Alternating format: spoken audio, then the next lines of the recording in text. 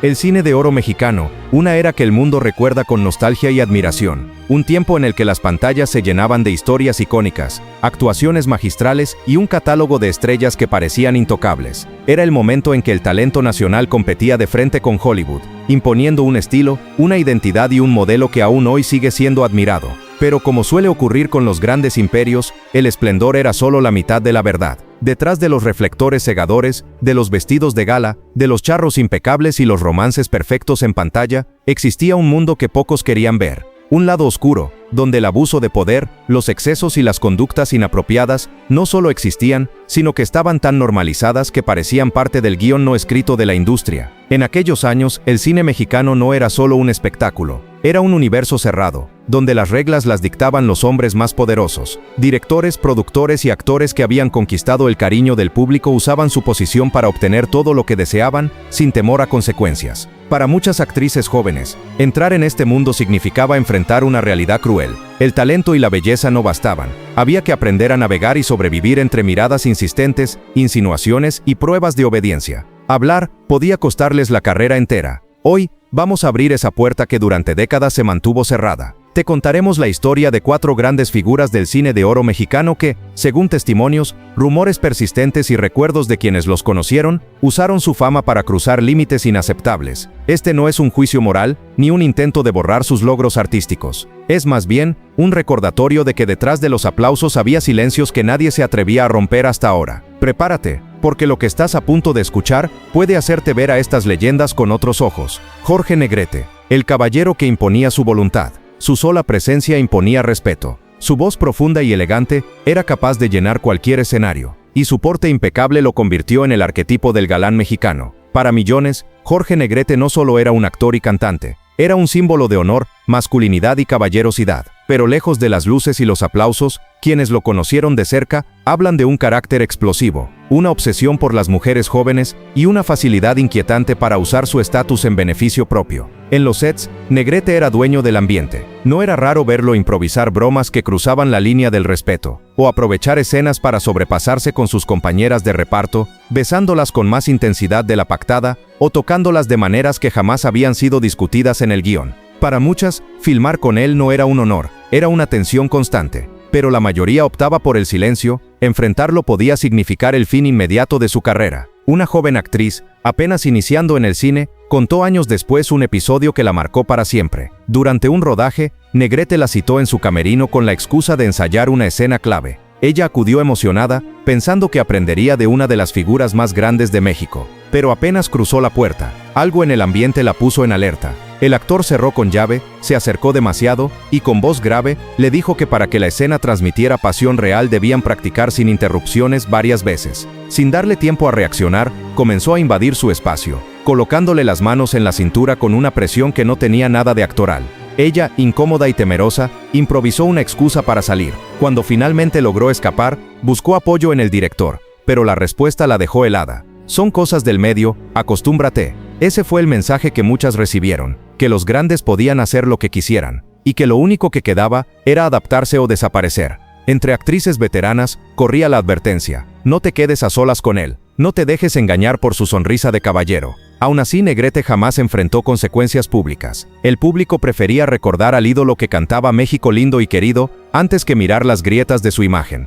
Pedro Armendáriz, el hombre que exigía obediencia absoluta. Su sola presencia en un set podía cambiar el ambiente. Pedro Armendáriz no solo era uno de los actores más respetados del cine de oro, también era un símbolo de virilidad, de profesionalismo y de fuerza inquebrantable. Trabajó en producciones nacionales e internacionales, compartió créditos con grandes figuras de Hollywood y dejó escenas memorables que todavía se estudian en la historia del cine. Pero detrás de esa imagen impecable, había un carácter dominante, una necesidad de controlar cada aspecto de lo que lo rodeaba, incluidas las mujeres con las que trabajaba. Para algunos su actitud era simplemente la de un perfeccionista. Para quienes lo vivieron en carne propia, era un hombre que no toleraba la mínima desobediencia y que no dudaba en usar la intimidación como herramienta. Actrices que compartieron pantalla con él recuerdan que antes de filmar, solía llamarlas a su camerino para dar instrucciones. Lo que parecía una charla profesional, pronto se transformaba en un momento de presión. Miradas fijas, tono cortante y en ocasiones contacto físico que imponía miedo.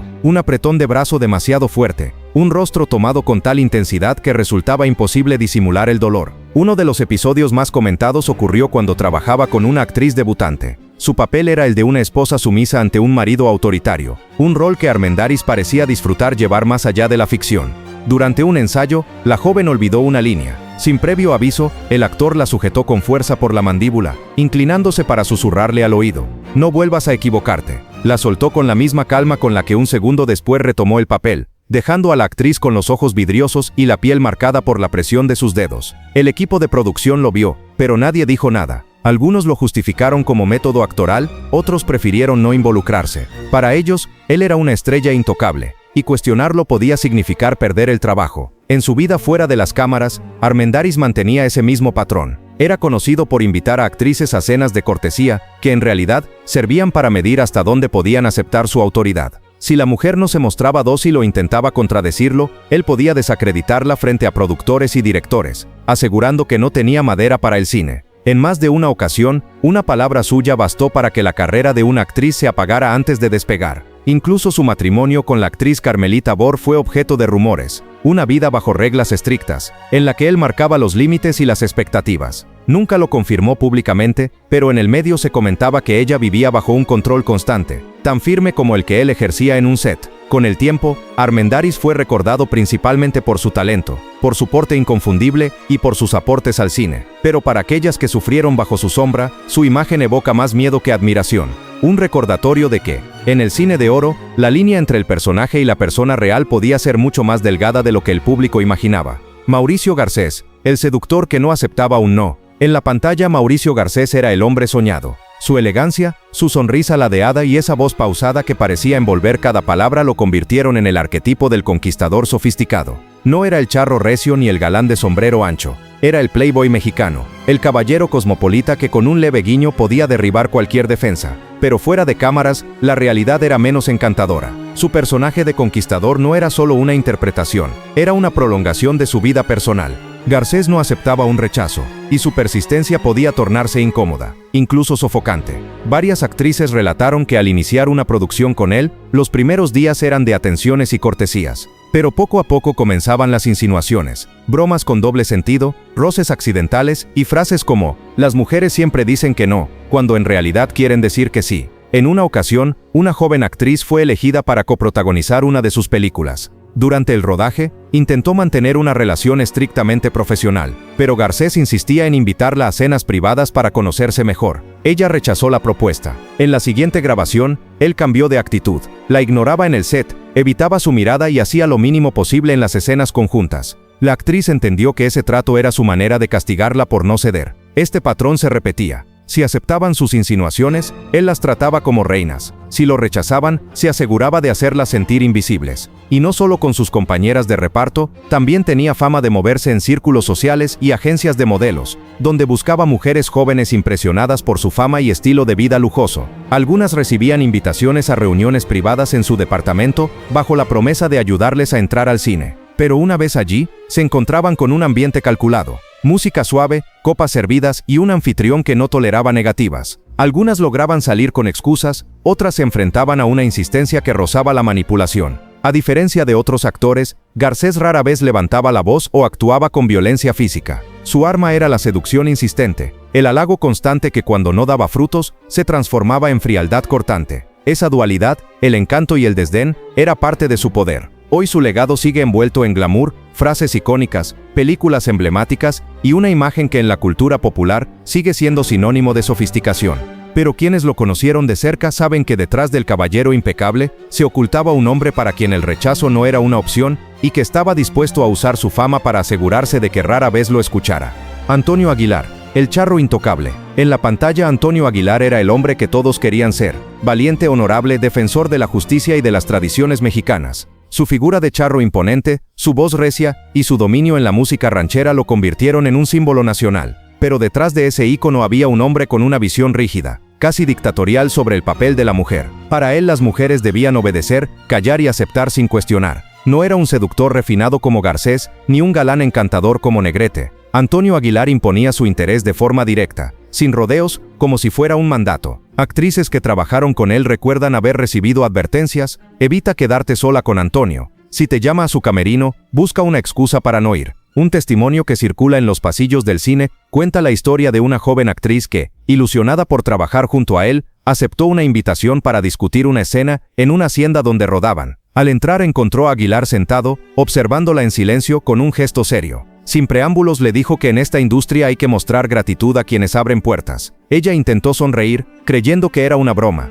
pero él no cambió el semblante. Cuando la actriz buscó salir, Aguilar bloqueó la puerta. Solo un golpe en la entrada, de alguien que venía a buscarla, le dio la oportunidad de escapar. Su conducta no se limitaba al set. Dentro de su matrimonio con Flor Silvestre, la diferencia de poder era evidente. Ella, también actriz y cantante, cumplía un rol de sumisión pública, siempre complaciente, siempre al lado de su esposo, siempre callando cualquier diferencia. En privado, las reglas eran estrictas, y cualquier atisbo de independencia por parte de Flor era reprimido. En el medio artístico, el temor hacia Aguilar era silencioso pero extendido. Se sabía que tenerlo como enemigo podía cerrar todas las puertas. Su influencia en el cine y la música ranchera era tan grande que incluso décadas después de su muerte, pocos se atreven a mencionar esta faceta de su vida. Mientras las conductas de otros actores generaban rumores incómodos con el paso de los años, la imagen de Aguilar permaneció casi intacta. El héroe, el charro noble, el defensor de las tradiciones. Una imagen que, para quienes conocieron su lado más oscuro, resultaba difícil de conciliar con la realidad.